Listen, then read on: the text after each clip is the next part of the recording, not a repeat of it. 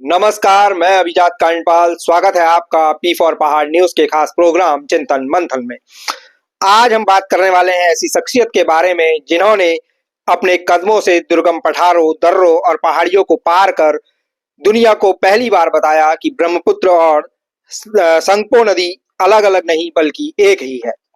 जिन्होंने करीब 160 साल पहले दुर्गम पठार, दर्रे और पहाड़ियों को अपने कदमों से ऐसे नापा जिसने दुनिया को तिब्बत से परिचित करवाया।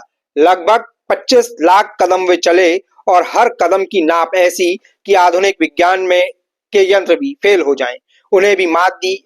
घोड़ों से भी कई कदम चले और घोड़ों के कदमों को अपने कदमों से नापकर उन्हें भी उनकी माप को भी मानक बनाया। जिन्हें सर्वे ऑफ इंडिया ने गोल्ड मेडल से नवाजा।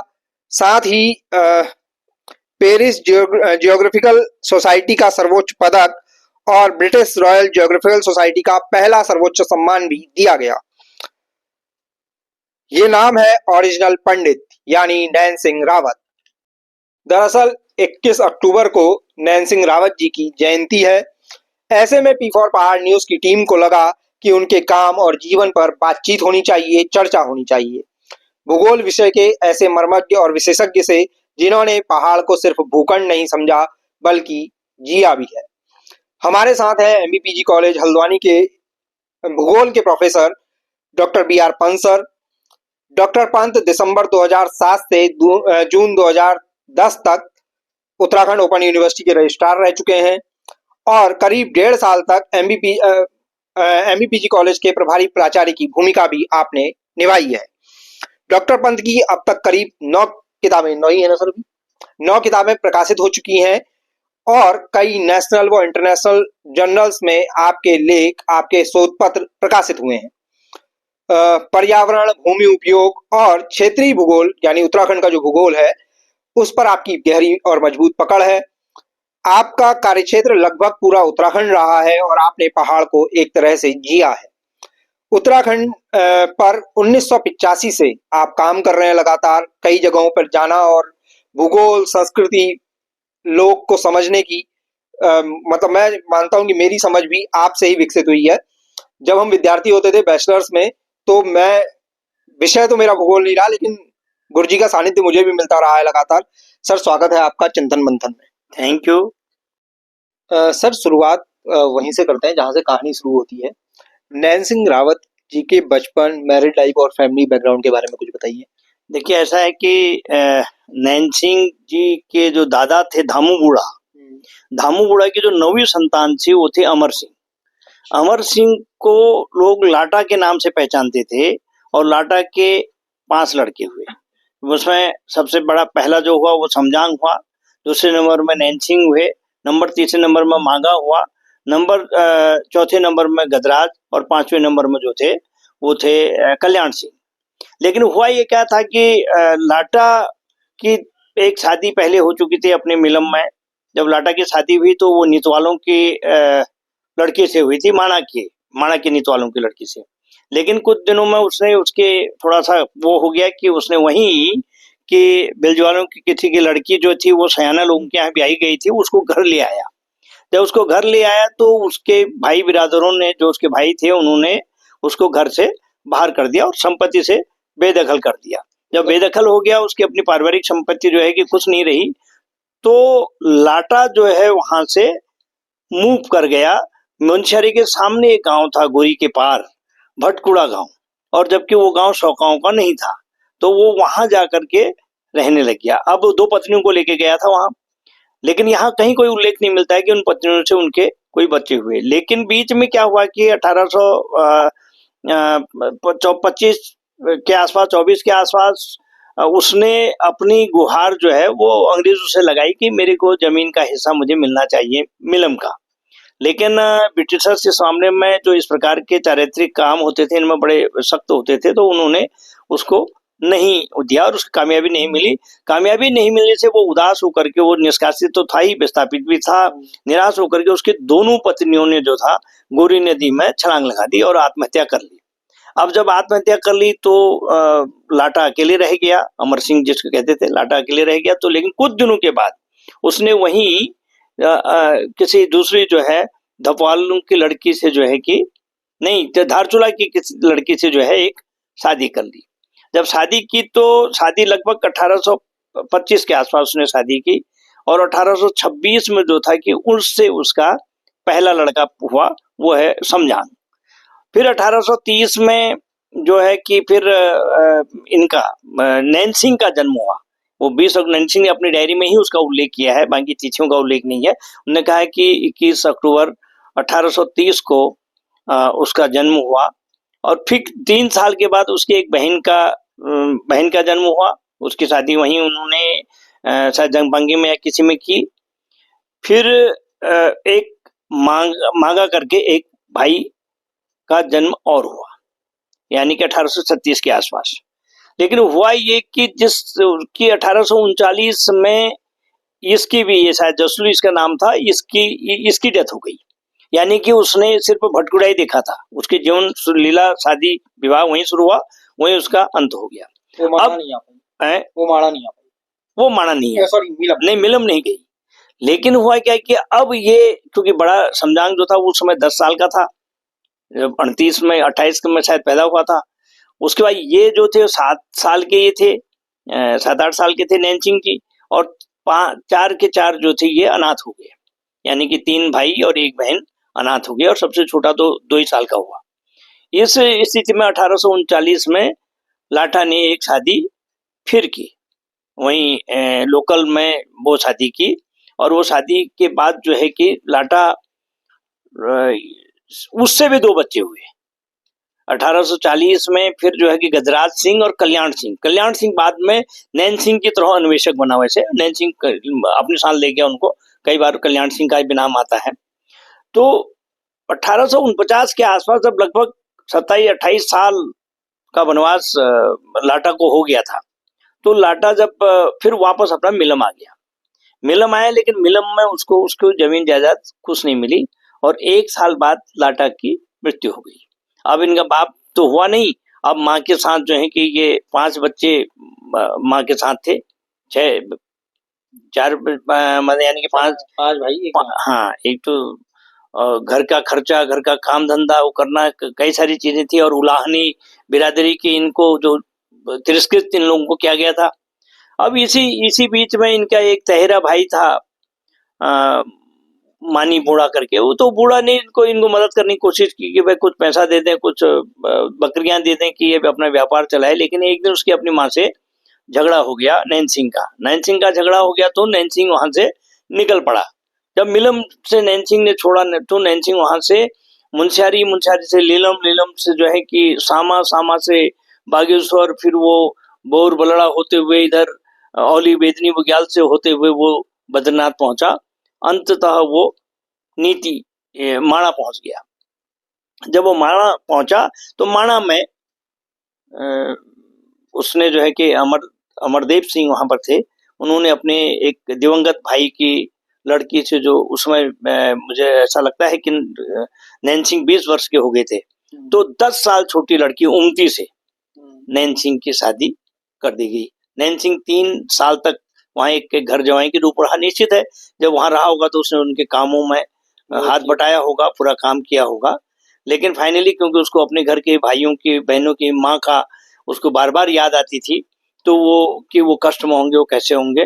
वो 3 साल शादी के बाद उमती को साथ लेकर के, बिना अपने जो ससुर ने मतलब उनको शादी कराई थी, बिना उनको बताए हुए वहां से जो है निकल पड़ा माणा से। और वो फिर जो है माणा से उसी रास्ते से माणा से जो है कि वो मिलम पहुंचा। मिलम में उसके परिवार वाले उसे खुश जरूर हुए, लेकिन बाकी बिरादरी में वही तिरस्कृत का रूप उसमें रहा। शिक्षा नहीं थी उस जमाने में, उसने जो कुछ भी अपने उससे सीखा होगा थोड़ा बहुत, लेकिन वो कोई पढ़ाई लिखाई, कोई औपचारिक स्कूलों से उसने कोई शिक्षा ग्रहण नहीं की थी। ये इनका बचपन और इनका वो रहा। सर जैसे आपने कहा ना कि लाटा माने नैनसिंह रावत जी के जो पिताजी थे, उनके कोई भी संतान मिलम में किसी का जन्म नहीं हुआ है।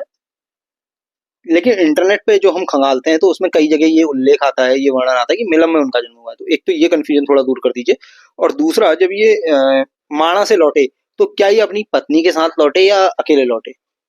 नहीं, देखिए, जो मैंने कहा कि 1825 के आसपास जो थे कि इनको जब लाटा का निष्कासन हो गया अपने एक प्रकार से पूरे बिरादरी से और मिलम गांव से हुक्का पानी बंद हो गया, और जब निष्कासन हुआ तो ये अपनी 2 पत्नियों को लेकर के गया। मैंने कहा कि उन पत्नियों की संतानें का कहीं कोई उल्लेख नहीं है, शायद नहीं होंगी, अगर होती तो शायद पता हो जाता। तो ये दोनों ये संतान होंगी। इन 3 लोग जो थे कि ये मिलम मुंशियारी के सामने है, गोरी के पार फटपुड़ा गांव। मैंने कहा कि वो गैर सगाओं का गांव था। गैर सगाओं के गांव में भी इसकी अपनी रीति रिवाज, जिसने बहुत कुछ नहीं वो किया था। लेकिन भटपुड़ा जाकर के जब मैंने कहा कि आपको कि इसने अंग्रेजों से भी गुहार लगाई कि मुझे मेरी संपत्ति मुझे वापस मिले, जब इसे केस किया, मतलब जैसे अदालत की केस होता है, उसमें भी उसको सफलता नहीं मिली, उसमें भी हार गया। तो इसकी दोनों पत्नियां उससे निराश होकर के दोनों ने गोरी में छलांग लगा दी। जब दोनों ने गोरी में छलांग लगा दिया, अभी तक लाटा के कोई संतान नहीं है।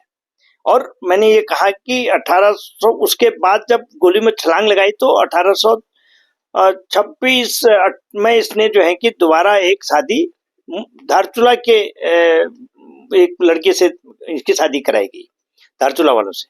जब शादी हुई तो शादी होने के बाद 1828 के आसपास जो है 28 में लाटा का सबसे बड़ा लड़का नैनसिंह का बड़ा भाई समजांग पैदा हुआ। और तो ये कहीं कहीं कोई भ्रम की बात ही नहीं है कि 21 अक्टूबर 1830 को नैनसिंह का जन्म मिलम न होकर के भटकुड़ा में हुआ, क्योंकि उसके बाद भी क्योंकि 25 साल तक लाटा जो है वो भटकुड़ा में रहे। लाटा की सभी संतानें और सभी मतलब 2 शादियों के जो मिलम में हुई थी, उसके अलावा दूसरी 2 शादियां जो थी वो भटकुड़ा गांव में ही हुई। और मैं आपको साथ में इसमें एक थोड़ा सा उल्लेख करते ले जाऊं, 1830 का ये समय ऐसा था जिस समय 1830 में एवरेस्ट को भारतीय सर्वेक्षण विभाग का अध्यक्ष बना दिया गया था, नहीं यानी कि उसका डायरेक्टर जनरल बना दिया गया था। सर्वे पहली बात। दूसरी घटना उसी 1830 में हुई कि मोंटगोमरी भी अप्रैल के महीने में पैदा हो गए थे। ये तो अक्टूबर में पैदा हुए, लेकिन मोंटगोमरी पैदा हो गए थे उसी 1830 में, जिस मोंटगोमरी की पूरे निर्देशन पर नैनसिंह ने तिब्बत के यात्रा की, ब्रह्मपुत्र की यात्रा की, पूरे ढोकजांग की यात्रा की, लद्दाख की यात्राएं की। वो मोंटगोमरी ही व्यक्ति भी उसी वर्ष पैदा हुआ था जिस वर्ष नैनसिंह पैदा हुए। दूसरा जो इसमें मेरा सवाल था वो ये था कि क्या ये जब लौटे थे माणा से अपने घर नैनसिंह रावत जी, तो ये क्या उस जो ब्याह हुआ था इनका वहां उस पत्नी के साथ लौटे थे या अकेले लौटे थे?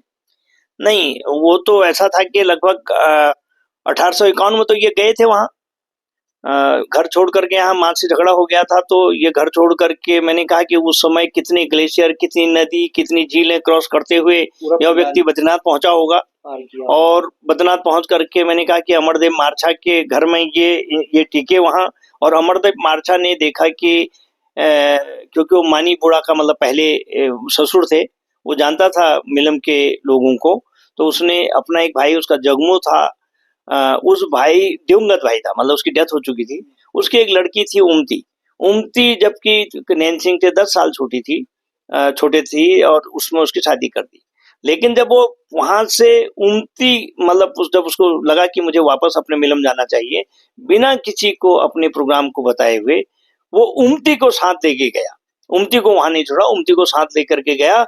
और इवन कहते हैं कि उसने कहीं तेजम कहीं से मुंशियारी कहीं से गांव में मैसेज भेजा कि भाई मैं शादी करके आ रहा हूँ, उमती को लेके आ रहा हूँ।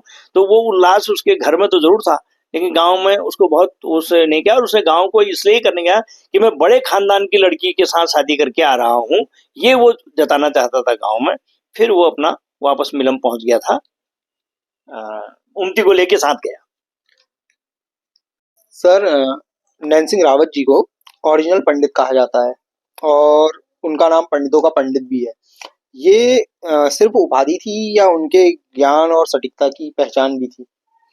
देखिए, नैनसिंह जी को जो पंडितों का पंडित कहा गया, बेसिकली क्या हुआ था अभी बीच में, जब वो मैं वहाँ आपको बताया कि जब मिलम से पहुंचा था तो मिलम के बाद इसकी आर्थिक स्थिति बहुत खराब थी और इवन इसको व्यापार करने के लिए कहा गया, व्यापार करने भी ये गए। व्यापार करने में इन्होंने माणा की ओर भी गए, लद्दाख की ओर गए बकरियों को लेकर के, लेकिन इनको उन लद्दाख से जब लौट रहे थे तो लौटते समय माणा से जब निकले तो इनकी पूरे जानवरों को जो है वो बीमारी लग गई थी, जैसे कि बहुत सारे जानवर जो है कि मर गए थे, तो इनको नुकसान बहुत हो गया था।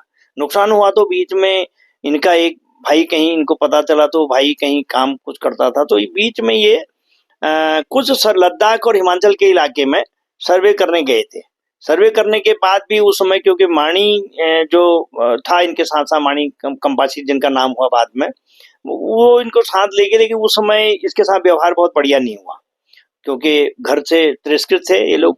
तो लेकिन उन्होंने फिर भी कुली के रूप में जो है कि उसमें काम किया, उनके साथ ले गया। इवन मानी को अपने कंधे पर ले जाता था, उसको बुखार आता था, उसको रास्ते में यात्रा करते समय कंधे पर भी ले गया। कई कई कहानियां हैं। इस आर्थिक स्थिति से जब ये वापस लौट गया था तो लौटने के बाद देखा कि एक बार इसको पता चला कि हेनरी स्ट्रीट जो है वो हेनरी स्ट्रेची जो है कि वो बागेश्वर के इलाके में अल्मोड़ा कहीं आए हुए हैं। जब वो अल्मोड़ा आए थे तो क्योंकि वो लोग 1859 के आसपास की बात है कि वो नैन सिंह को जानते थे, नैन सिंह के टैलेंट को जानते थे। तो उसने क्या किया कि उस समय तहसील स्तर पर स्कूल खुल रहे थे। जब स्कूल खुल रहे थे तो उन्होंने जो शिक्षा विभाग के अधिकारी थे काल्विन और वाइट, उनसे मिलाया था।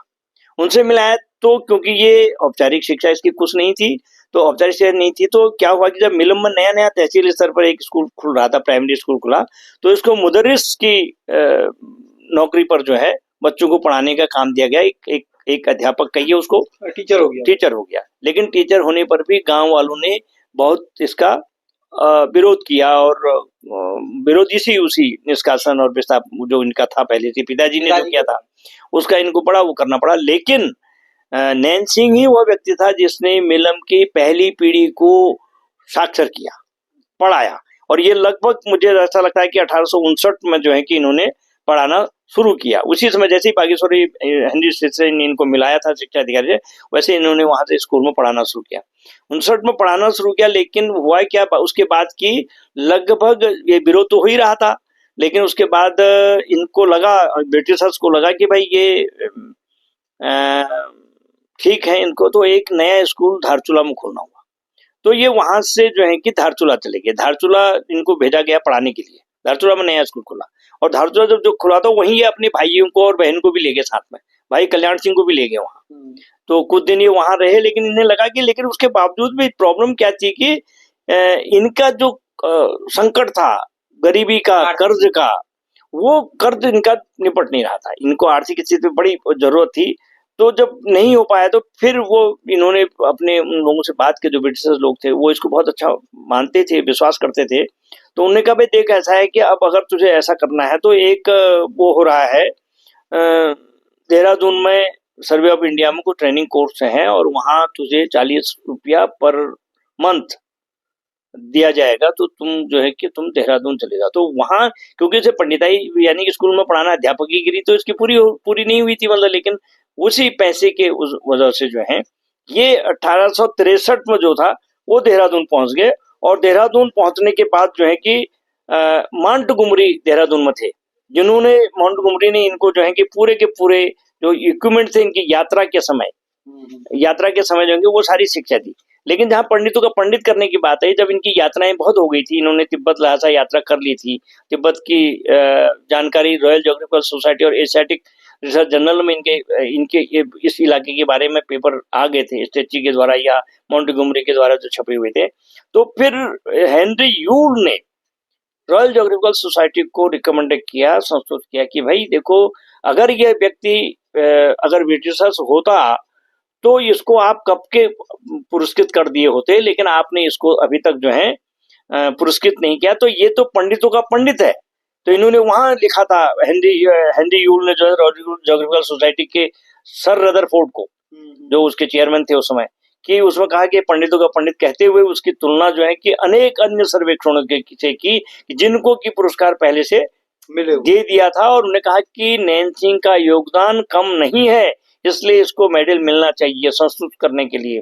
1877 में रॉयल जोग्राफिकल सोसाइटी ने पेंट्रिस, जिसको विक्टोरिया मेडल भी कहा जाता था, वो 1877 में प्रदान किया। लेकिन और नैनसिंग के बदले का, क्योंकि नैनसिंग उस समय वहां नहीं जा पाए, तो उनके बदले का हेनरी यूल ने ही वो लिया और उन्होंने उसी सम्मान समारोह में कहा कि इस मेडल को भारत के वायसराय जो हैं एक बड़ा आयोजन करके उनको जो है कि प्रदान करें। तो यहाँ पर जो है कि हेनरी यूल ने ही इनको पंडितों का पंडित कहा था। पंडित में दोनों है, क्योंकि अध्यापक भी रहे, और अध्यापक के साथ जो इन्होंने पूरे तिब्बत के बारे में, समाज के, संस्कृति के, प्रकृति के, भूगोल के बारे में जो जानकारी थी, वो पंडित, इसी नाम से उनको पंडितों का पंडित कहा गया। सर अगला सवाल है इस वाले में, ब्रिटिश राज में बतौर सर्वेयर उनकी नियुक्ति किन परिस्थितियों में हुई थी? क्या वे खुद इस मिशन का हिस्सा बनना चाहते थे या परिस्थितियों ने, हालातों ने उन्हें इस दिशा में धकेला था? देखिए, नैनसिंग के जीवन में जैसा मैंने कहा कि उनके पिताजी की चूक से, थोड़ी सी चूक से जो है, जो उनको विस्थापन है, समाज का जो तिरस्कार है, इसका जो उनको कष्ट झेलना पड़ा। उनकी गरीबी बहुत थी, क्योंकि उनके पास अपनी जमीन जायदाद कुछ नहीं थी, खेती पाती कुछ नहीं थी, जानवर कुछ नहीं थे। इससे मुक्त होने के लिए उन्होंने जो है कि पहले अध्यापन का काम शुरू किया। फिर जब अध्यापन का काम करने में भी उनकी उससे मुक्त होने की संभावना नहीं लगी, तो निश्चित है कि वो फिर इन्हीं लोगों के सहयोग से जो है वो एक एज ए सर्वेयर कहिए, मतलब उनमें पूरा का पूरा खोज का जो वो था, निश्चित है कि वो काम जरूर आया होगा। जो उस स्थानीय भूगोल की विकटता थी, जो जलवायु की स्थितियां उस क्षेत्र में थी, क्लाइमेटिक कंडीशंस जैसी थी, तो वो उनको निश्चित है उनके जीवन को इस रोल ढालने के लिए किया। और वो 40 रुपया पर महीने में जीटीएस सर्वे में सर्वेक्षण की तकनीक को सीखने और उसके बाद उसका प्रयोग करने के लिए उनको जहां जहां ब्रिटिशर्स ने भेजा, उसके लिए उन्होंने काम करना शुरू किया था।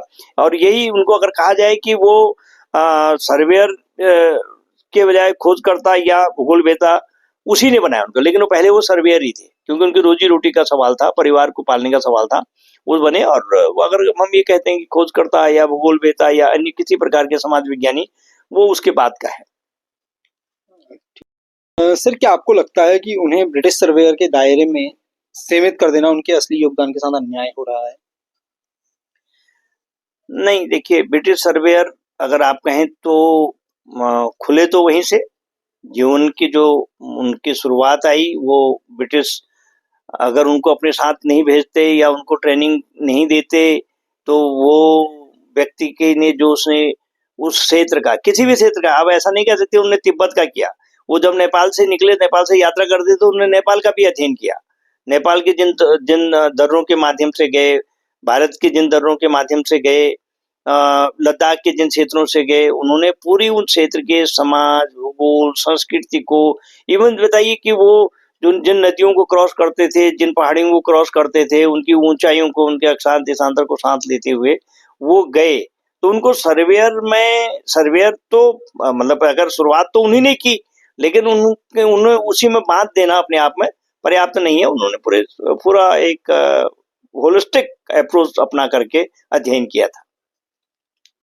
यहाँ से शुरू होती है वह ऐतिहासिक यात्रा जिसमें एक 33 साल का युवक अपने कदमों से दुनिया का नया नक्शा खींचने की ओर बढ़ता है, या एक तरीके से ये कहें कि वो युवक तिब्बत जैसे और लहासा जैसे दुर्गम क्षेत्रों में जाता है।